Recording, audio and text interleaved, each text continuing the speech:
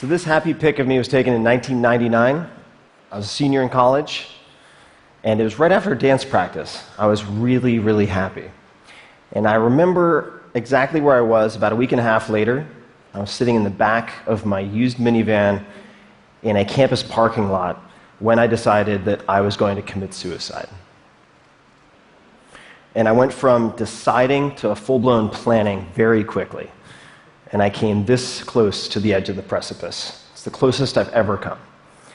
And the only reason I took my finger off the trigger was thanks to a few lucky coincidences. And after the fact, that's what scared me the most, the element of chance. So I became very methodical about testing different ways that I could manage my ups and downs, which has proven to be a good investment. Many normal people might have, say, 6 to 10 major depressive episodes in their lives. I have bipolar depression, runs in my family. I've had 50 plus at this point, and I've learned a lot. I've had a lot of at-bats, many rounds in the ring with darkness, taking good notes. So I thought rather than get up and give any type of recipe for success or highlight reel, I would share my recipe for avoiding self-destruction, and certainly self-paralysis. And the tool I've found, which has proven to be the most reliable safety net for emotional freefall, is actually the same tool that has helped me to make my best business decisions, but that is secondary. And it is Stoicism. That sounds boring. You might think of Spock, or might conjure an image like this. A cow standing in the rain. It's not sad. It's not particularly happy. It's just an impassive creature taking whatever life sends its way. You might not think of the ultimate competitor, say Bill Belichick, head coach of the New England Patriots. He has the all-time NFL record for Super Bowl titles. And Stoicism has spread like wildfire in the top of the NFL ranks as a means of mental toughness training in the last few years. You might not think of the founding fathers, Thomas Jefferson, John Adams, George Washington, to name but 3 students of Stoicism. George Washington actually had a play about a Stoic. This was Cato, a Tragedy, performed for his troops at Valley Forge to keep them motivated. So why would people of action focus so much on an ancient philosophy? This seems very academic. And I would encourage you to think about Stoicism a little bit differently, as an operating system for thriving in high-stress environments, for making better decisions. And it all started here, kind of, on a porch. So around 300 BC, in Athens, someone named Zeno of Citium taught many lectures walking around a painted porch, a stoa, that later became Stoicism. And in the Greco-Roman worlds, people used Stoicism as a comprehensive system for doing many, many things. But for our purposes, chief among them was training yourself to separate what you can control from what you cannot control, and then doing exercises to focus exclusively on the former. This decreases emotional reactivity, which can be a superpower. Conversely, let's say you're a quarterback, you miss a pass, you get furious with yourself, that could cost you a game. If you're a CEO and you fly off the handle at a very valued employee because of a minor infraction, that could cost you the employee. If you're a college student who, say, is in a downward spiral and you feel helpless and hopeless, unabated, that could cost you your life. So the stakes are very, very high. And there are many tools in the toolkit to get you there. I'm going to focus on one that completely changed my life in 2004. And it found me then because of 2 things. A very close friend, young guy my age, died of pancreatic cancer unexpectedly. And then my girlfriend, who I thought I was going to marry, walked out. She'd had enough, and she didn't give me a Dear John letter, but she did give me this, a Dear John plaque. I'm not making this up, I've kept it. Business hours are over at 5 o'clock. She gave this to me to put on my desk for personal health because at the time I was working on my first real business. I had no idea what I was doing. I was working 14-plus hour days, 7 days a week. I was using stimulants to get going. I was using depressants to wind down and go to sleep. It was a disaster. I felt completely trapped, and I bought a book on simplicity to try to find answers. And I did find a quote that made a big difference in my life, which was, "We suffer more often in imagination than in reality," by Seneca the Younger, who's a famous Stoic writer. That took me to his letters, which took me to the exercise, premeditatio malorum, which means the premeditation of evils. And in simple terms, this is visualizing the worst-case scenarios in detail that you fear, preventing you from taking action so that you can take action to overcome that paralysis. My problem was monkey mind, super loud, very incessant. Just thinking my way through problems doesn't work.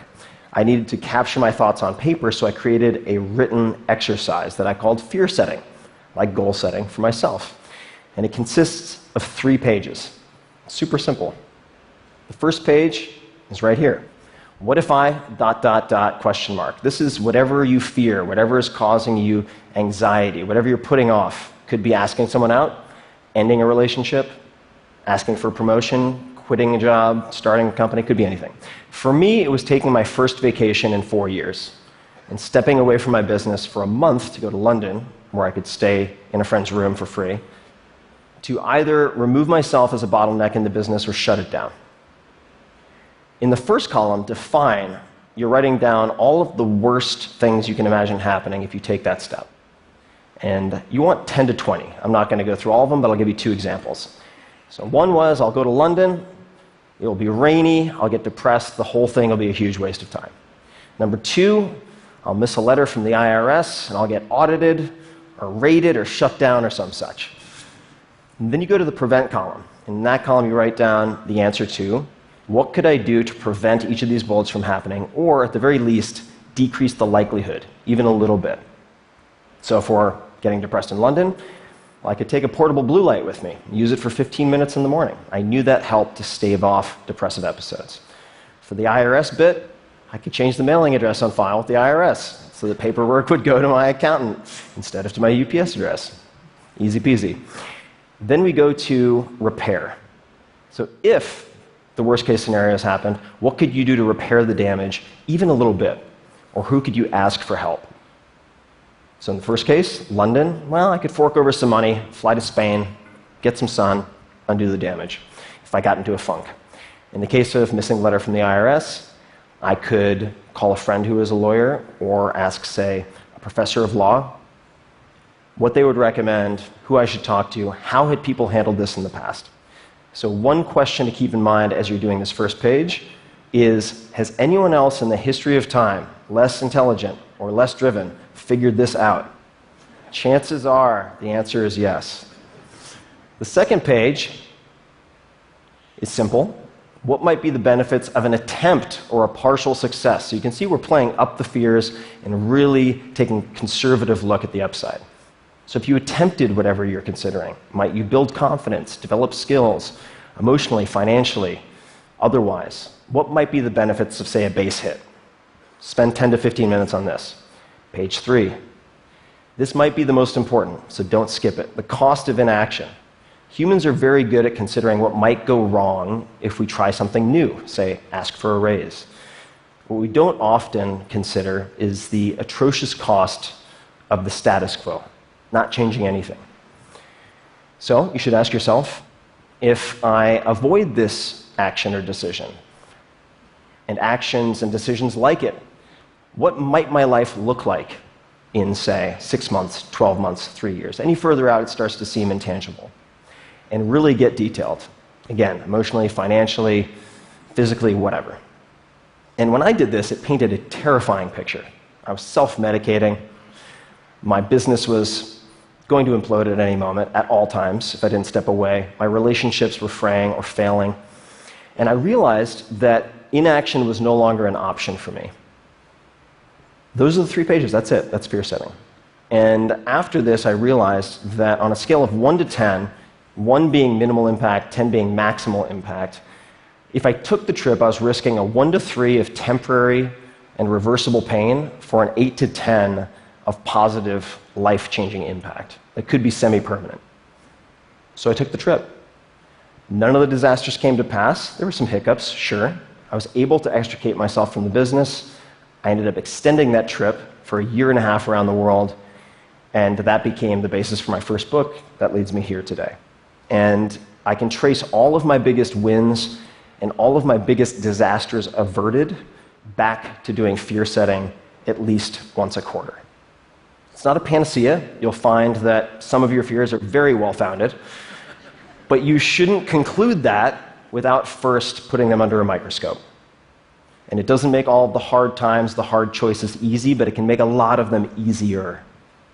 So I'd like to close with a profile of one of my favorite modern-day Stoics. This is Jerzy Gregorek. He is a 4-time world champion in Olympic weightlifting, political refugee, published poet, 62 years old. He can still kick my ass and probably most asses in this room. He's an impressive guy. I spend a lot of time on his stoa, his porch, asking life and training advice. He was part of the Solidarity in Poland, which was a nonviolent movement for social change that was violently suppressed by the government. He lost his career as a firefighter. Then his mentor, a priest, was kidnapped, tortured, killed, and thrown into a river. He was then threatened. He and his wife had to flee Poland, bounce from country to country until they landed in the US with next to nothing, sleeping on floors.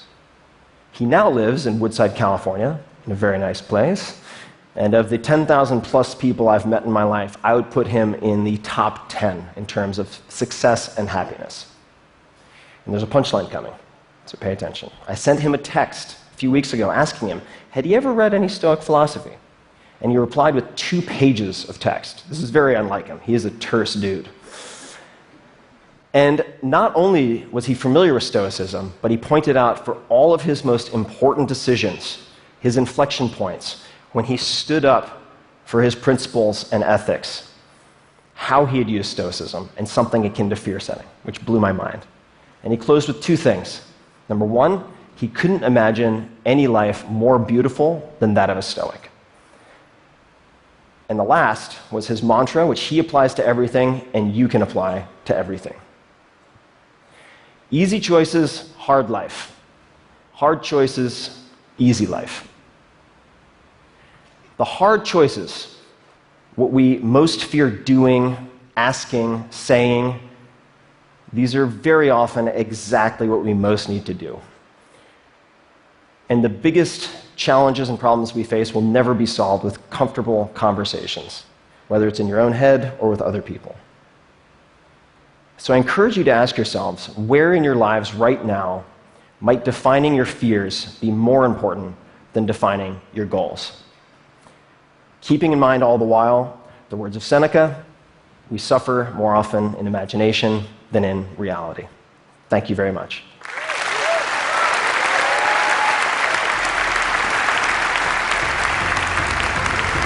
Thank you.